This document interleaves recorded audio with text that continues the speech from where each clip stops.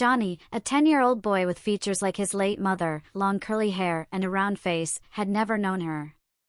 She died in a car accident when he was only 2.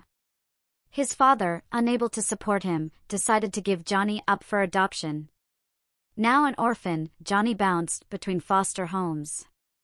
He learned to fend for himself and frequently got into trouble with the law, often getting off with just warnings. One afternoon, Johnny decided to take the long route home after a baseball game. As he walked through the forest, a strange, pulsating light caught his attention. Curious but nervous, he slowed down, but before he could react, the light zapped him, freezing him in place. In an instant, he faded from sight. When Johnny woke up, he found himself on a table, unable to move.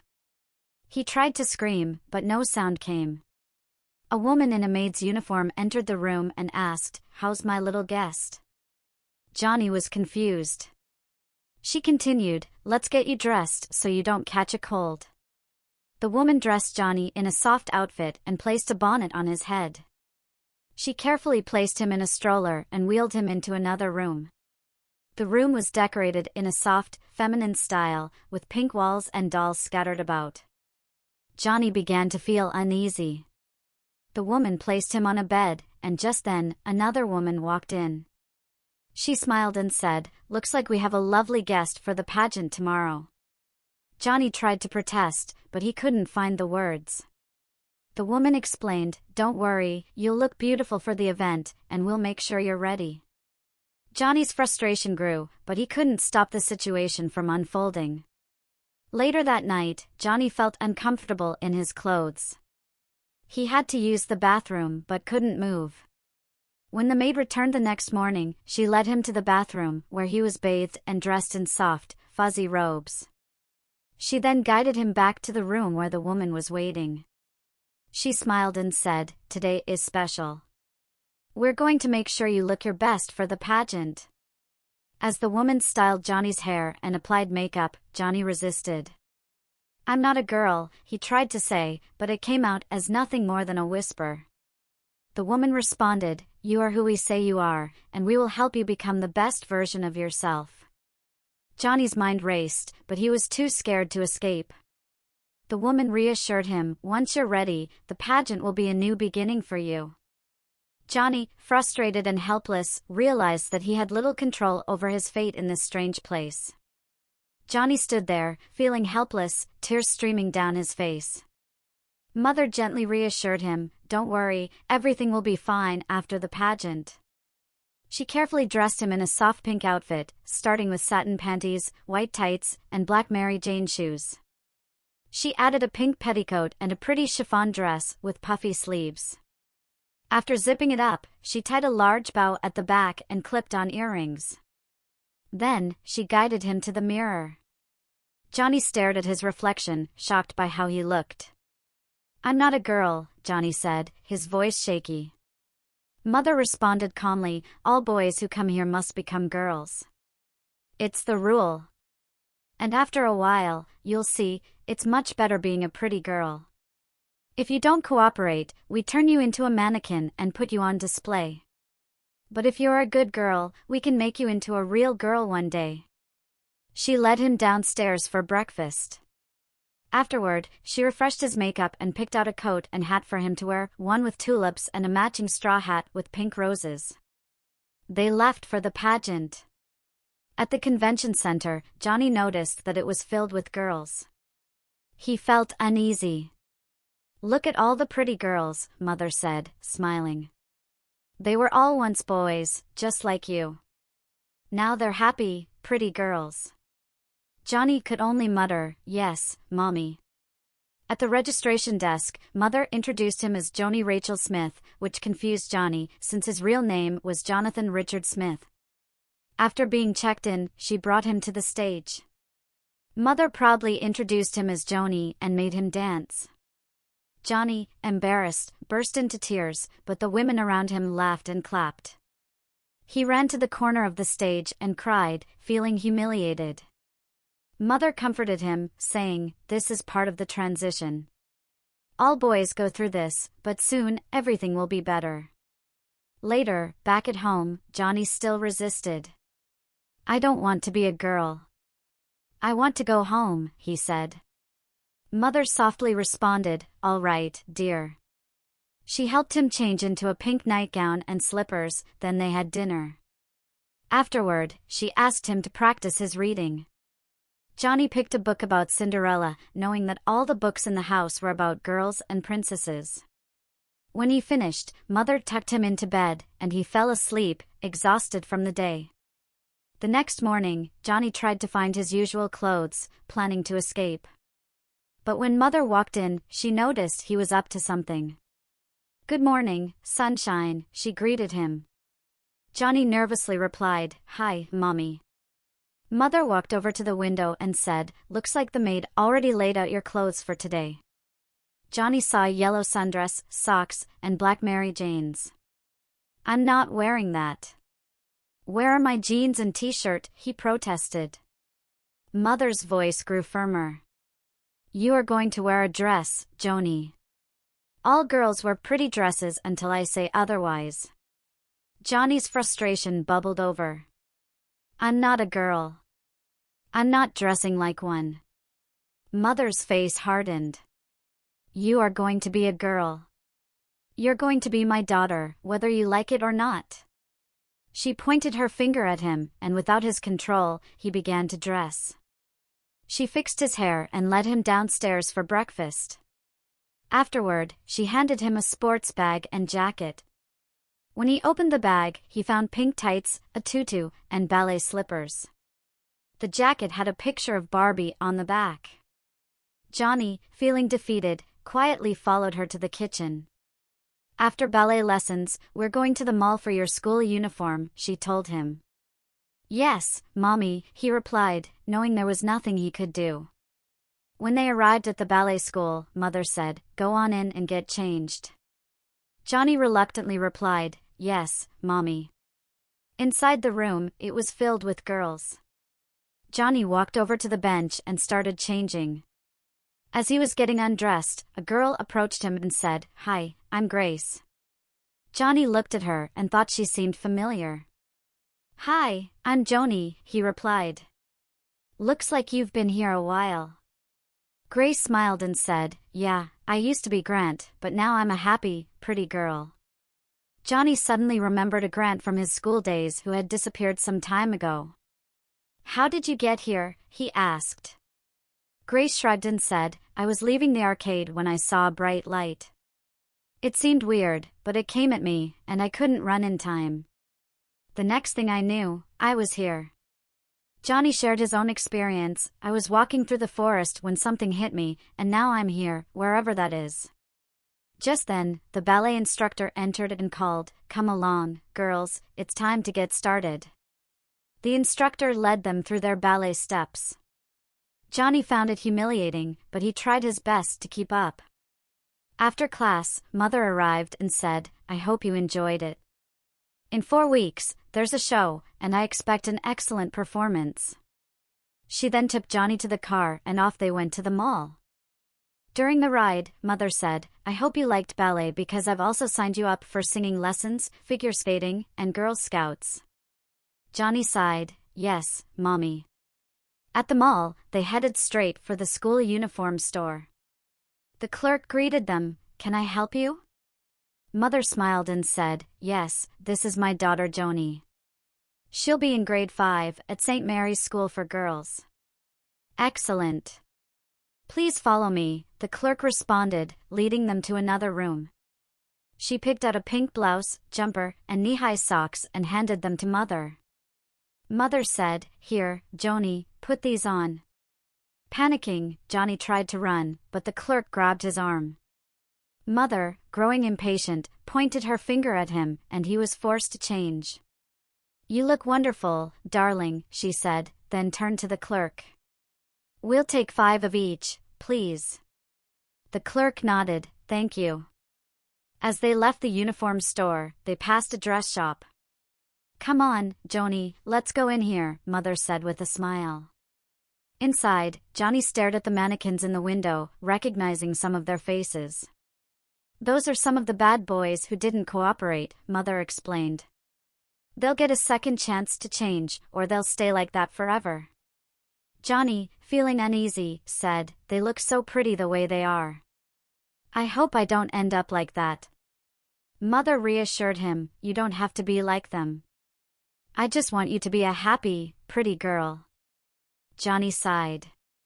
"Yes, Mommy." They browsed through racks of dresses, from pageant dresses to flower girl dresses. Johnny reluctantly picked out a couple, while Mother chose the frilliest one she could find. She made Johnny try on dress after dress. They left the store with several dresses, blouses, and skirts.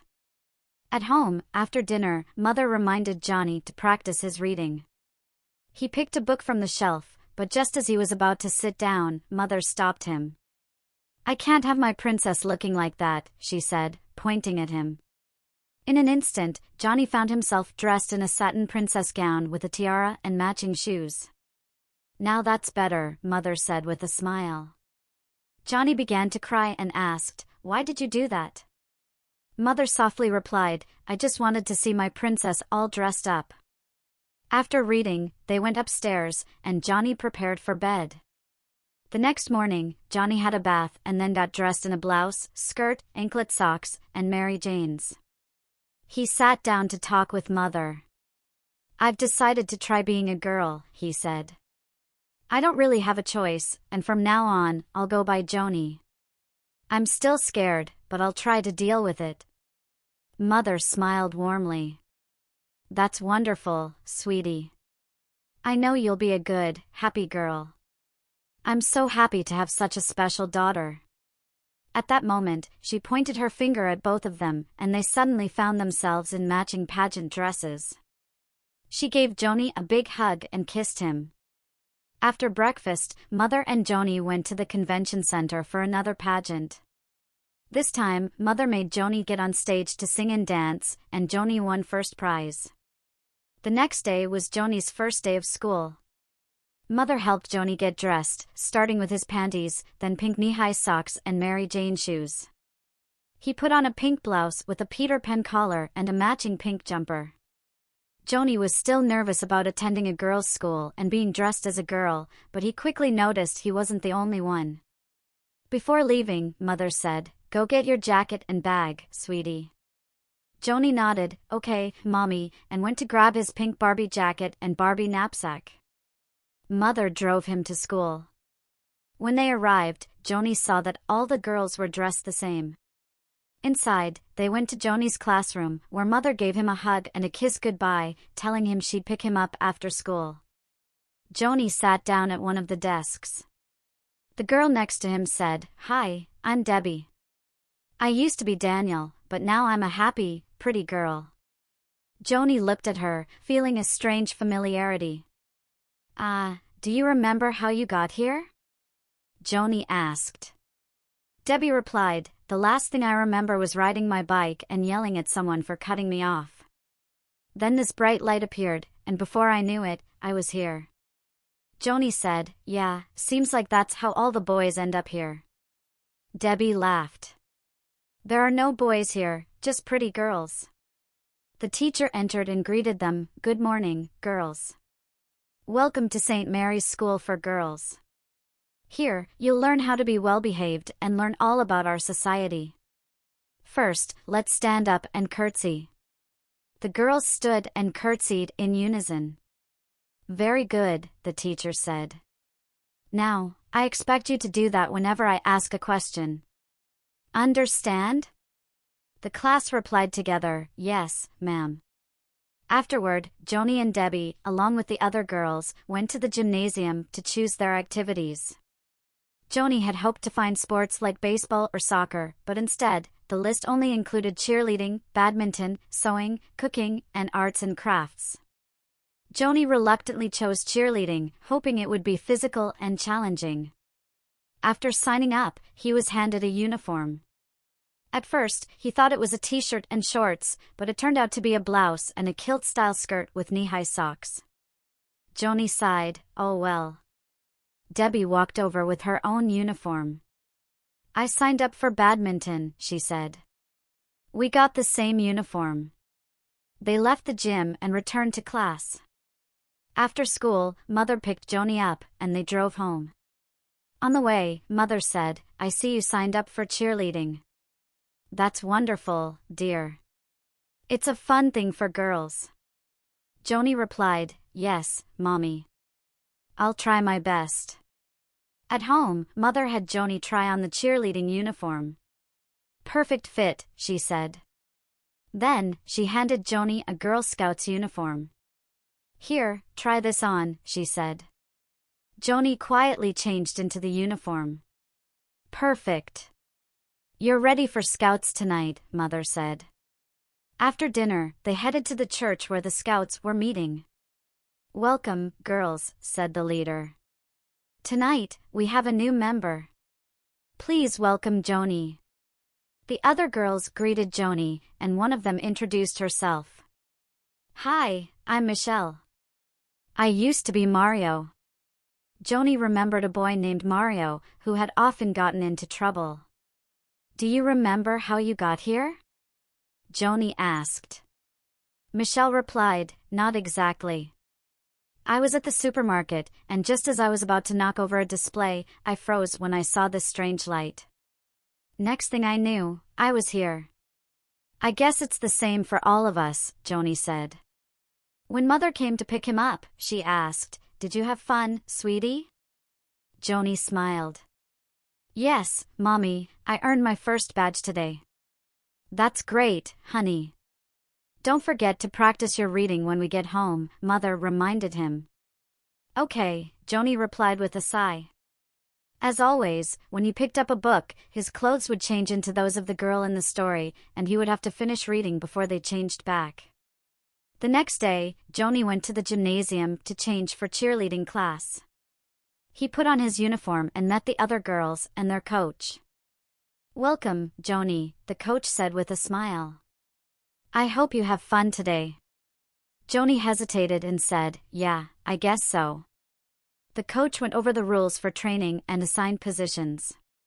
When they started, Joni, unsure of what to do, playfully tried to trip another girl, thinking it would be fun.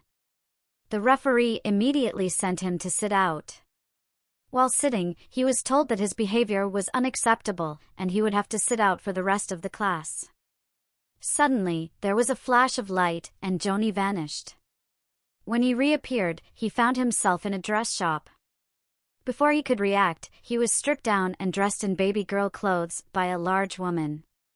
She started by putting on a large diaper and plastic pants, followed by a frilly pink dress and a lacy bonnet. She added mittens and booties, then inserted a pacifier into his mouth. The woman gently picked him up and placed him in a crib near the front window, saying, "Stay here while I get your bottle." Joni, stunned, quietly waited. When the woman returned, she gave him the bottle and Joni drank it, still trying to process what had happened.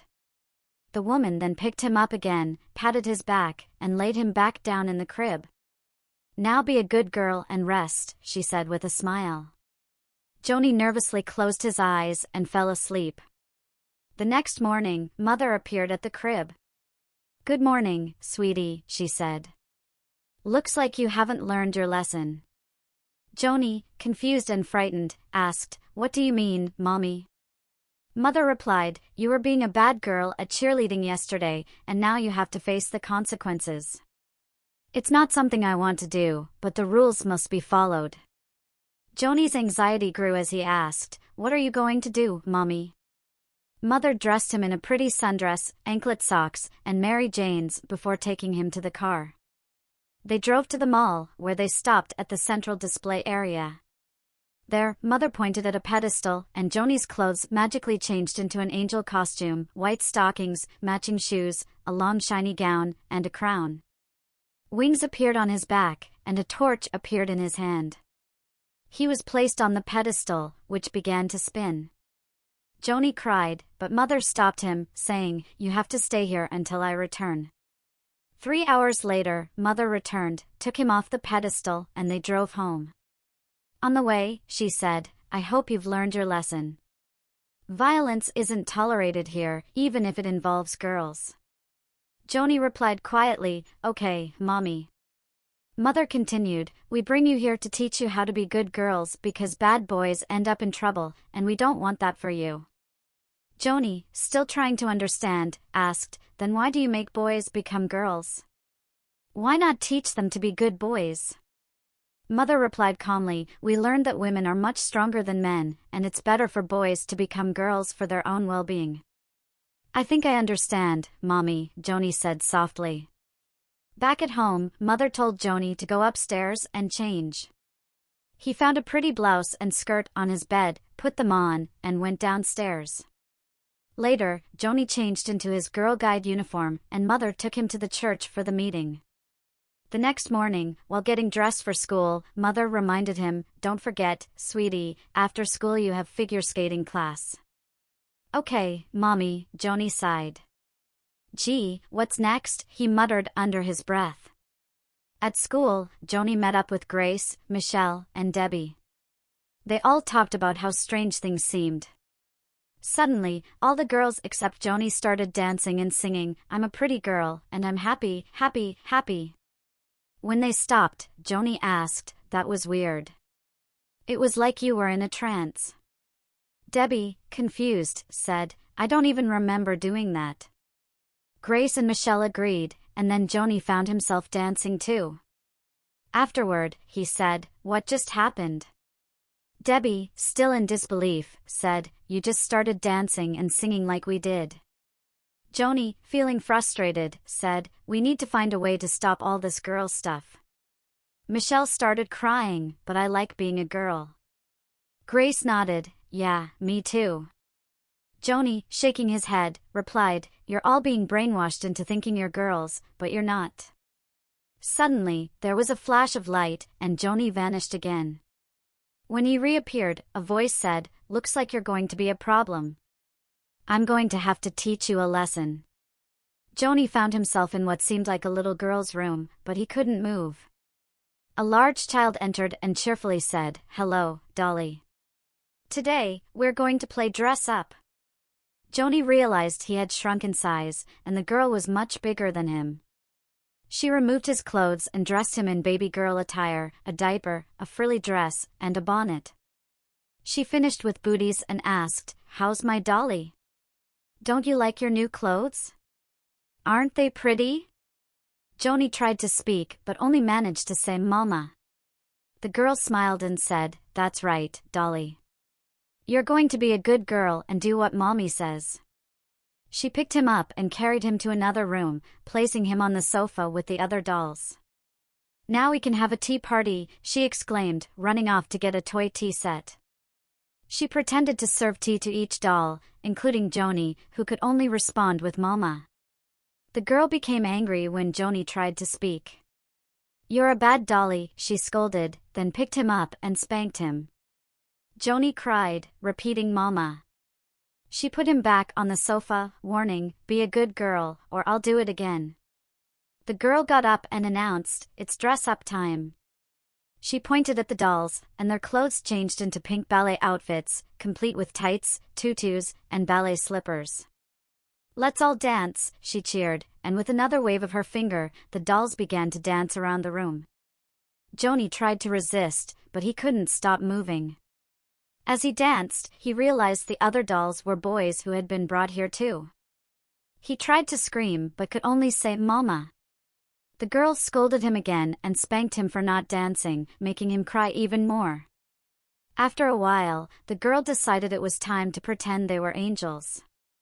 She pointed at the dolls again, and their clothes transformed into white gowns, tiaras, and wings. The dolls were suddenly flying around the room, and the girl cheered, "Look at all the pretty angels." Eventually, she set them all back on the sofa, changing their clothes back into the original dresses and bonnets. Joni sat in silence, feeling helpless. He tried to talk to the other dolls, but no one could respond. He wondered why Mother hadn't come to save him and longed to go home, even though he knew he was trapped in this forced role. The next day, the girl took the dolls outside, dressed them in sundresses, and held another tea party. Afterward, she transformed their clothes again into ballet outfits and made them dance. When the mothers arrived, the dolls were overjoyed, especially Joni. The mothers said, "I hope you all learned your lesson," and the dolls all replied, "Yes, Mommy." The girl waved her finger again, and the dolls returned to their normal size. They ran to their mothers, hugging and kissing them. Later, as Joni got in the car with Mother, he pleaded, "Mommy, please don't let that happen again. She was mean and scared me." Mother replied coldly, "Well, see what happens when you're bad? I warned you, but you didn't listen. All boys must become girls here and learn to behave like good girls. You insisted on being bad, and this is what you deserved. This is your final warning, Joni." "Or else what, Mommy?" Joni asked, fear creeping into his voice. Mother's response was chilling, "Or else you'll become one of her dollies forever."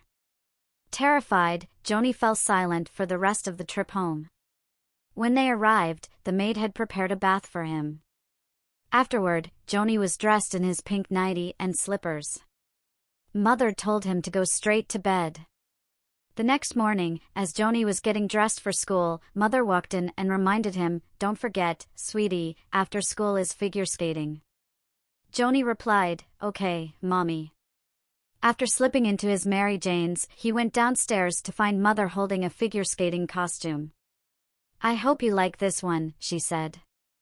It was pink with gold stripes across the front. Joni smiled and said, "It's beautiful, Mommy."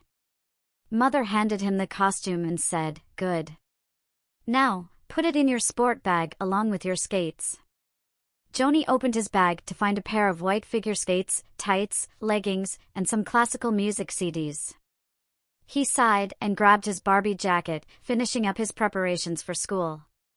At school, Joni met up with Michelle, Grace, and Debbie. They talked about what had happened at the girls' house and how they had been made into her dolls.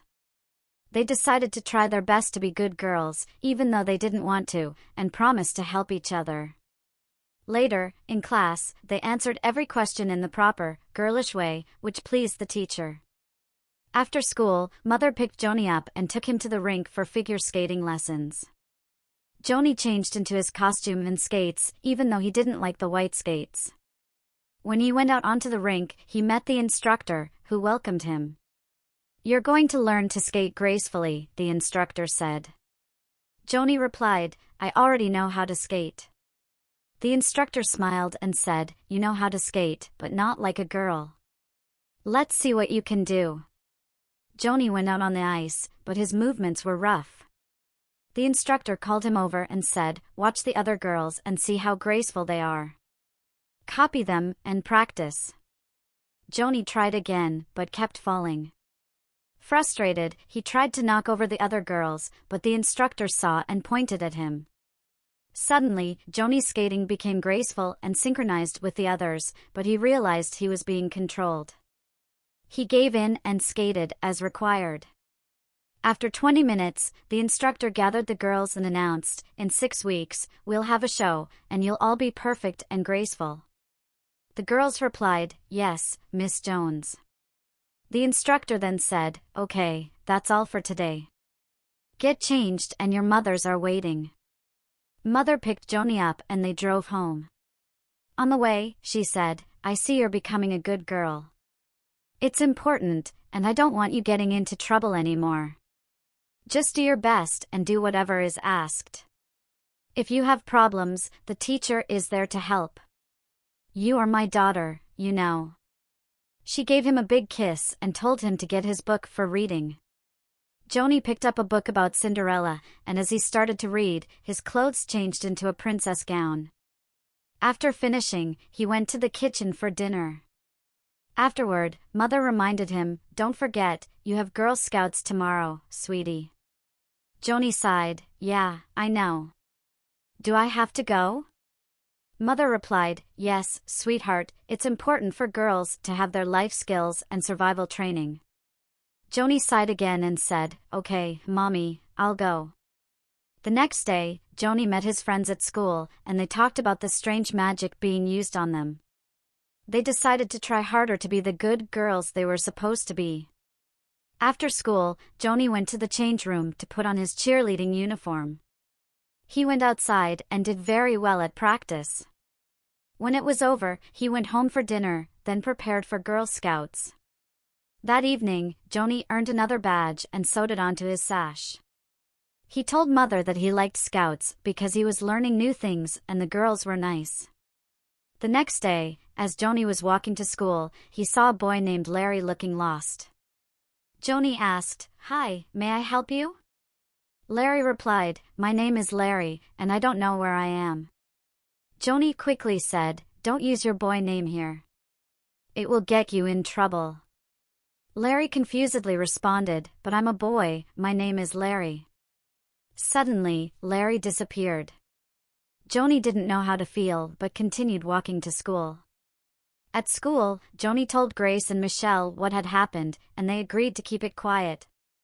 Over the next few days, they saw the same thing happen to all of them. Each day, they would walk home together to ensure they didn't do anything wrong. On Saturday, Joni slept in a bit. He went downstairs for breakfast, still in his nightie. Mother smiled and said, "We have something special today, sweetie."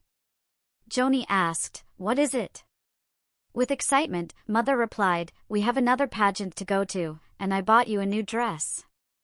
Joni sarcastically said, "Oh, goody." Mother, confused, asked, "What's the matter, honey? Not feeling well?" Joni sighed, "I just want to stay home today." Mother, looking serious, said, "I've already registered you, and you are going."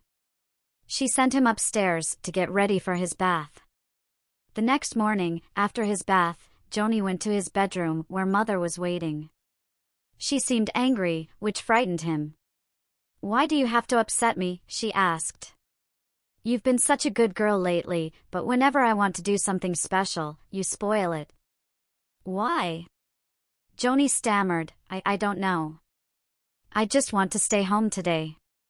Mother sighed, "I've made you the girl you are today, but you still insist on acting like a boy. I can't allow that." Suddenly, Joni froze in place, unable to move. Mother pointed her finger, and in an instant, he was stripped and disappeared. When he reappeared, he found himself back at the evil girl's house. Frightened, Joni tried to run, but he couldn't. The evil girl entered with a wicked smile. Well, look who's back, my favorite dolly," she said, her tone dripping with malice. She pointed at Joni, and he began to twirl around like a ballerina. He tried to speak, but only Mama came out. He was still unclothed, and the twirling wouldn't stop. "Good dolly," the girl said, "just keep twirling until I come back." When she returned, she made Joni sleep with a wave of her finger, and he grew very sleepy.